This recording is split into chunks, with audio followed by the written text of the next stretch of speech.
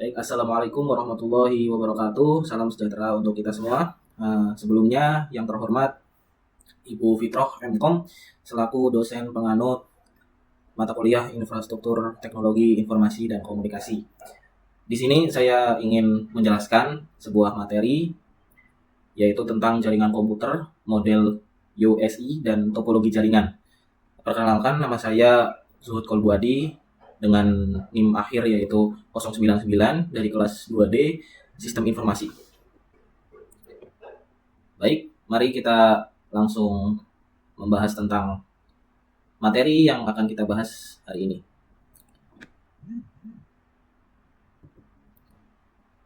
Ya, yang pertama adalah model OSI atau Open System Interconnection.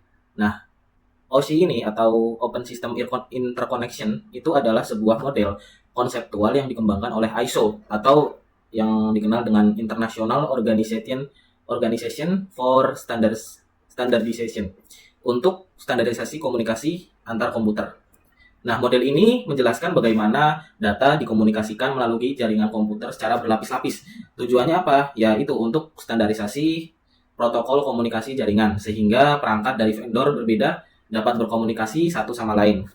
Nah, YOSI ini itu memiliki fungsi utama ya, antara lain yaitu menstandarisasi komunikasi jaringan komputer, yang kedua adalah memudahkan pemahaman dan pengembangan sistem jaringan, dan mengisolasi masalah jaringan dengan lebih cepat berdasarkan lapisan. Nah, OSI ini terdiri dari 7 lapisan, yaitu adalah pertama itu bicycle atau contohnya itu adalah kabel LAN, konektor, voltage. Nah, ini fungsi dari bicycle ini adalah untuk mengatur pengiriman bit mentah 0 dan 1 melalui media fisik seperti kabel atau wireless. Yang kedua adalah data link yang biasa ditemukan di MAC address atau switch. Ini untuk menyediakan komunikasi data bebas error antara dua perangkat secara langsung. Yang ketiga adalah network. Ini berfungsi untuk mengatur pengalamatan logis dan routing paket data antar jaringan. Biasanya contohnya itu adalah IP address dan router. Nah, yang keempat adalah transport. Nah, transport ini menyediakan pengiriman data secara end-to-end dengan keandalan dan kontrol aliran. Contohnya itu adalah TCP dan UDP. Yang kelima, session. Nah, session ini fungsinya itu untuk mengatur dan mengontrol dialog atau sesi antara dua aplikasi. Contohnya itu adalah session management saat login. Yang keenam adalah presentation, itu untuk menyajikan data dalam format yang bisa untuk kita pahami oleh aplikasi ya. Contohnya itu adalah enkripsi, kompresi, encoding, dan lain-lain. Yang terakhir ada application. Application itu adalah antarmuka antara aplikasi dan jaringan. Ya, fungsinya itu untuk menyediakan layanan jaringan ke aplikasi pengguna. Contohnya adalah HTTP, SMTP, dan FTP. Ya, pokoknya kesimpulan dari OSI ini adalah kerangka kerja penting dalam pemahaman jaringan, karena dia itu membantu mendiagnosis masalah jaringan dengan mengisolasi lapisan, terus mengembangkan protokol yang kompatibel dan modular, dan mengajarkan prinsip komunikasi jaringan secara sistematis. Nah, selanjutnya ini adalah fungsi dari setiap lapisan OSI atau OSI. Itu yang pertama adalah fisikal yang tadi, itu mengirim bit melalui media fisik. Yang kedua data link, deteksi dan koreksi kesalahan data, network untuk routing dan pengalaman IP, transport, pengiriman data end-to-end, session manajemen sesi komunikasi, presentation, enkripsi kompresi data, aplikasi layanan jaringan ke aplikasi pengguna. Nah, yang kedua adalah model TCP atau IP. TCP atau IP ini biasanya panjangannya itu Transmission Control Protocol atau Internet Protocol. Itu adalah kumpulan protokol komunikasi yang digunakan untuk menghubungkan perangkat dalam jaringan internet. Model ini itu dikembangkan oleh DARPA. DARPA itu Departemen Pertahanan AS atau Amerika Serikat pada akhir tahun 1970-an. Dan ini, TCP atau IP ini menjadi standar de facto dalam komunikasi jaringan modern, termasuk juga itu internet. Nah, fungsi utama model TCP atau IP ini yang pertama adalah menyediakan kerangka untuk mengirim dan menerima data antar perangkat. Yang kedua, mendefinisikan bagaimana data dibagi, dialamatkan, dikirim, diterima, dan diterjemahkan. Yang ketiga adalah menyokong komunikasi dalam jaringan lokal atau LAN maupun global atau internet. Nah, model TCP atau IP ini terdiri dari 4 lapisan. Nah, yang pertama adalah network access.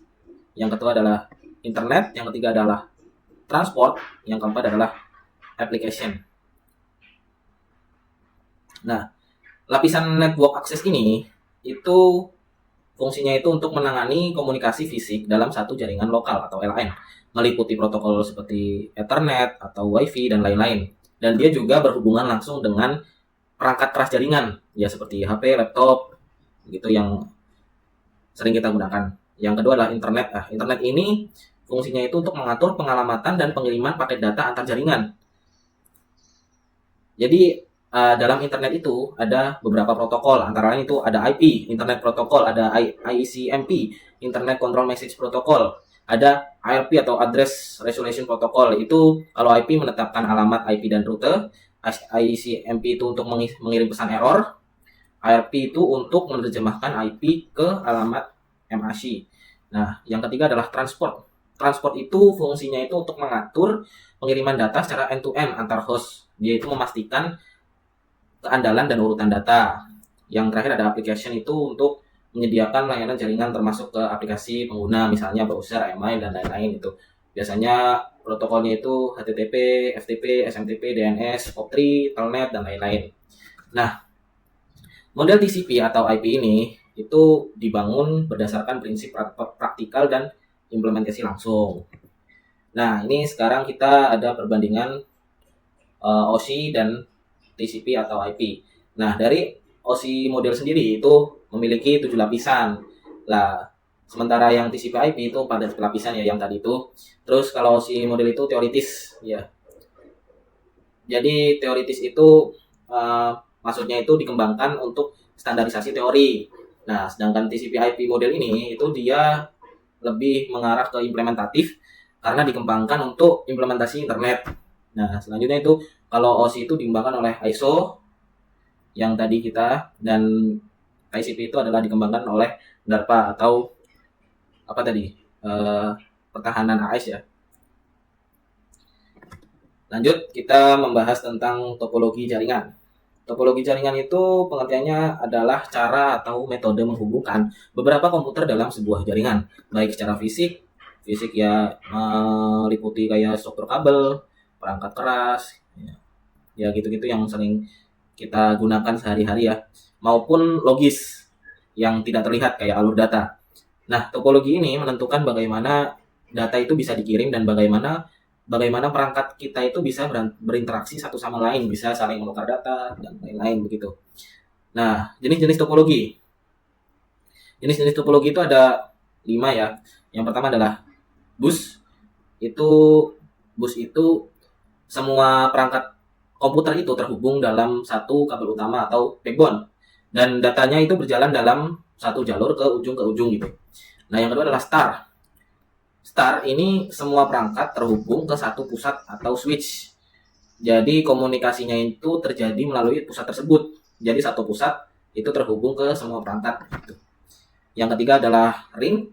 Nah, kalau ring ini setiap perangkatnya itu terhubung ke dua perangkat lain sehingga membentuk lingkaran. Nah, jadi datanya itu mengalir satu arah, membentuk lingkaran itu, jadi diistilahkan itu dalam satu arah, dalam cincin gitu. Datanya mengalir satu arah atau dua arah pada ring ganda. Yang keempat adalah mesh. Mesh itu semua perangkat itu terhubung langsung ke semua perangkat lain di jaringan. Yang kelima adalah hybrid. Nah, hybrid ini adalah kombinasi dua atau lebih topologi. Jadi gabungan dari dua topologi itu, misal Starbus atau Starlink dan lain-lain. Nah, kelebihan dan kekurangan topologi. Yang bus ini kelebihannya itu murah dan mudah ya. Biasanya gampang untuk diakses lah. Nah, cocok juga untuk jaringan-jaringan kecil kalau bus. Dan kekurangannya itu ya sulit troubleshooting, kayak jika kabel utama rusak itu seluruh jaringan jadi gagal, terus traffic tinggi menyebabkan tabrakan data atau collision. Yang Star itu kelebihannya mudah dikelola. Nah, itu gampang diatur dan ditambah perangkat itu gampang. Nah, jika satu perangkat gagal, itu nggak mempengaruhi yang lain gitu, tetap jalan. Nah, tapi kekurangannya itu ketergantungan pada pusat. Nah, jika tadi kan kalau Star itu kan dihubungkan pada satu switch ya. Nah, kalau switchnya itu mati, otomatis seluruh jaringan juga mati dong, karena kan dia ketergantungan pada pusat. Nah, terus juga biayanya lebih mahal karena butuh kabel yang lebih banyak. Tuh. Yang ketiga adalah ring. Ring itu kelebihannya itu kinerjanya konsisten ya, kinerjanya stabil untuk jumlah perangkat kecil menengah, dan juga dia tidak mudah untuk terjadi tabrakan data kayak collision itu. Nah, kekurangannya sendiri untuk ring itu sulit konfigurasi. Nah, maksudnya itu jika satu perangkat atau koneksi putus, nah itu seluruh jaringan yang ada di situ itu bisa bisa terganggu gitu. Dan yang lainnya itu sulit menambah atau memodifikasi perangkat. Yang mesh itu kelebihannya redundansinya tinggi. Dia sangat andal, dan juga dia jika satu jalurnya rusak itu data bisa lewat dari jalan lain gitu, lewat jalur lain masih bisa terkirim datanya. Kalau kekurangannya itu dia sangat mahal dan kompleks ya untuk mesh ini. Juga dia tidak praktis untuk skala besar kecuali di bagian-bagian penting jaringan atau core. Yang hybrid kelebihannya itu fleksibel. Dia bisa disesuaikan dengan kebutuhan kita, kebutuhan customer. Dan dia juga dapat mengatasi kekurangan dari masing-masing topologi dasar. Nah, untuk kekurangannya sendiri itu biaya tinggi dan manajemen lebih rumit, yaitu kompleksitas tinggi. Juga butuh perencanaan jaringan yang baik.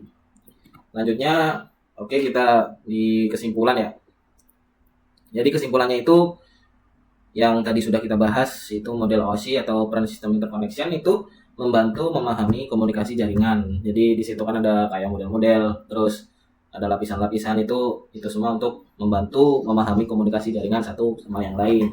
Yang kedua lah TCP/IP itu lebih banyak digunakan dalam praktek, kan dia kayak istilahnya kayak barangnya gitu ya. Jadi kayak kabel segala macam, perangkat lunak, perangkat keras tuh. Jadi lebih banyak digunakan dalam praktiknya. Dan topologi jaringan ini memengaruhi performa dan skalabilitas jaringan ya. Ini jelas ya, kalau topologi jaringan itu memengaruhi performa ya. Jadi kalau ya tergantung kebutuhan sih. Kalau kualitasnya bagus, dia akan performa pengiriman datanya itu lebih cepat, lebih fleksibel. Tapi kalau yang kurang bagus, mungkin yang murah gitu, jadi dia agak susah, mungkin trouble-nya juga lebih banyak begitu. Jadi ya ini sampailah kita di penghujung materi. Terima kasih yang sudah menonton. Saya tutup. Wassalamualaikum warahmatullahi wabarakatuh.